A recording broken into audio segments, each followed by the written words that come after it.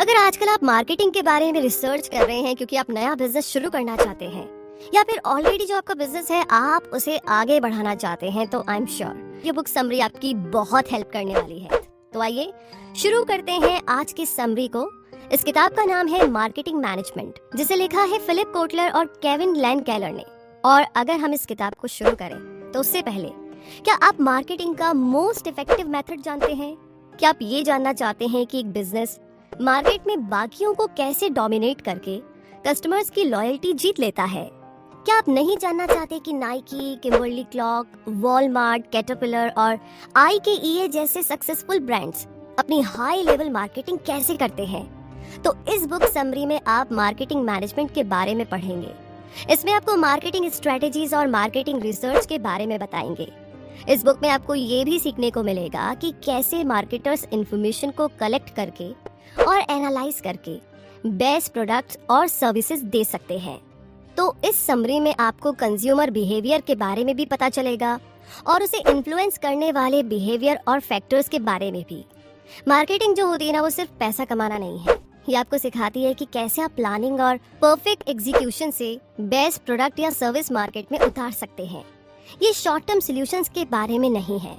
और इसके साथ ही एंड में हम बात करेंगे कस्टमर्स को बेस्ट वैल्यू देने की। तो आइए सबसे पहले बात करते हैं डिफाइनिंग मार्केटिंग की। अब ये मार्केटिंग क्या है? हम इस ब्रॉड कॉन्सेप्ट को 3 वर्ड्स में डिस्क्राइब कर सकते हैं, और वो है मीटिंग नीड्स प्रॉफिटेबिलिटी, जिसका मतलब है लोगों की नीड्स का, लोगों की जरूरत का पता करना, फिर कस्टमर्स की नीड्स के हिसाब से प्रोडक्ट क्रिएट करके ह्यूज प्रॉफिट कमाना।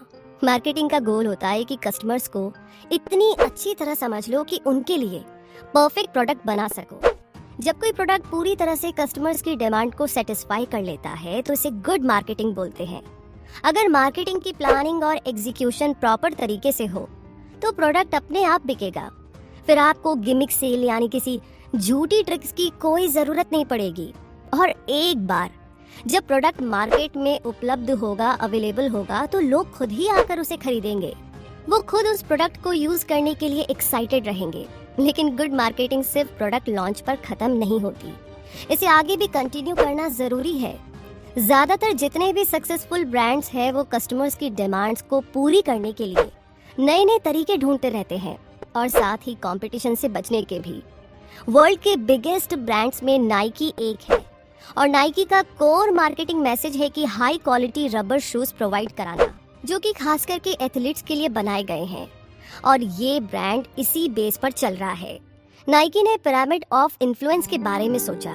यहाँ पर आइडिया ये था कि एथलीट्स का एक स्मॉल ग्रुप अपने शूज और स्पोर्ट्स वेयर से बाकी के एस्पायरिंग एथलीट्स को भी इन्फ्लुएंस करेगा। तो आज नाइकी ने खुद को हाई परफॉर्मिंग एथलीट्स के एक मार्केटिंग ब्रांड के रूप में स्टैब्लिश कर लिया है।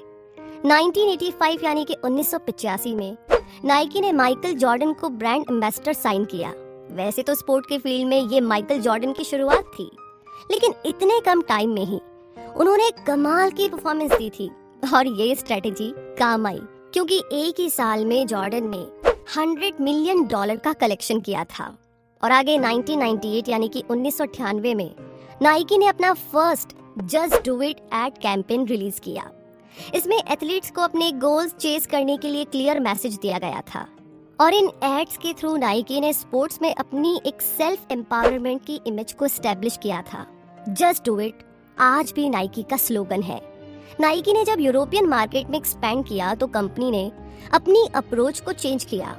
उन्हें लगा कि just do it campaign Europe के लिए थोड़ा अग्रेसिव हो जाएगा, इसीलिए नाइकी ने फुटबॉल को कैपिटलाइज किया, जो कि यूरोप का मोस्ट पॉपुलर स्पोर्ट्स है। नाइकी ने यूरोप की कई सारी लोकल और नेशनल फुटबॉल टीम्स को स्पॉन्सर किया, और ऊपर से 2007 में नाइकी ने उम्रो को एक्वायर कर लिया था, जो कि फुटबॉल शूज, यूनिफॉर्म्स और इक्विपमेंट का एक ब्रिटिश ब्रांड है। आज नाइकी अकेले पूरी दुनिया में 100 फुटबॉल टीम्स के लिए यूनिफॉर्म को सप्लाई करती है। 2008 के एशिया समर ओलंपिक्स में नाइकी ने अपनी एक अलग पहचान बनाई। हालांकि इस इवेंट का ऑफिशियल स्पॉन्सर एडिडास था, लेकिन नाइकी ने ओलंपिक एथलीट्स को अपने शूज पहनाकर एड्स निकाले। तो इस तरीके से कंपनी ने एथलीट्स को स्पॉन्सर किया, जिनमें ज्यादातर चाइनीज थे, और 12 में से 11 अमेरिकन बास्केटबॉल टीम के मेंबर थे। इस मार्केटिंग स्ट्रेटेजी का रिजल्ट ये निकला कि एशिया में नाइकी की सेल 15% तक इंक्रीज होकर के 3.3 बिलियन डॉलर तक पहुंच गई थी। वैसे बहुत से एक्सपर्ट्स का तो ये मानना था कि नाइकी की मार्केटिंग स्ट्रेटेजी इस इवेंट के दौरान एडिडास से ज्यादा इफेक्टिव थी, जो कि ओलंपिक्स का ऑफिशियल स्पॉन्सर था। और नाइकी ने टाइगर वुड्स और मारिया शारापोवा जैसे फेमस एथलीट्स के साथ भी पार्टनरशिप की। हालांकि 2008 में जब रोजर फेडरर और राफेल नाडाल के बीच विंबलडन मैच हुआ था, तब दोनों चैंपियंस को नाइकी ने ही स्पॉन्सर किया था। उनके शूज से लेकर के ड्रेस सब नाइकी के थे।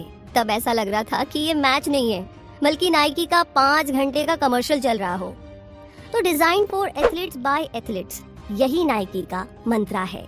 एक तरीके से कंपनी को हाई परफॉर्मिंग एथलीट्स के रूप में अपना टारगेट मार्केट मिल गया है। नाइकी ने ऐसी शूज, कपड़े और इक्विपमेंट क्रिएट किए जो इन एथलीट्स को चाहिए थे, और इसी वजह से आज नाइकी स्पोर्ट्स की दुनिया का लीडिंग ब्रांड बन चुका है। जस्ट डू इट नाइकी का ट्रेडमार्क है, जो वर्ल्ड के सारे एथलीट्स को इंस्पायर कर रहा है।